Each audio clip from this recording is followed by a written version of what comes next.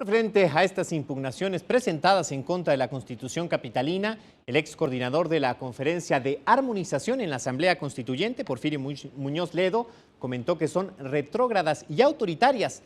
Lo calificó de un acto federalista al impugnar no solo 36 artículos, sino toda la Constitución. Además, también por no respetar la autonomía y negar el principio de progresividad y también de las normas de los derechos humanos. Escuchemos. Es un documento retrógrado, autoritario y falaz. Reproduce uno por uno los argumentos que fuimos venciendo a través del tiempo. Prostituyen el concepto de universalidad. Dicen que la universalidad quiere decir que todos los habitantes del país tengan exactamente los mismos derechos.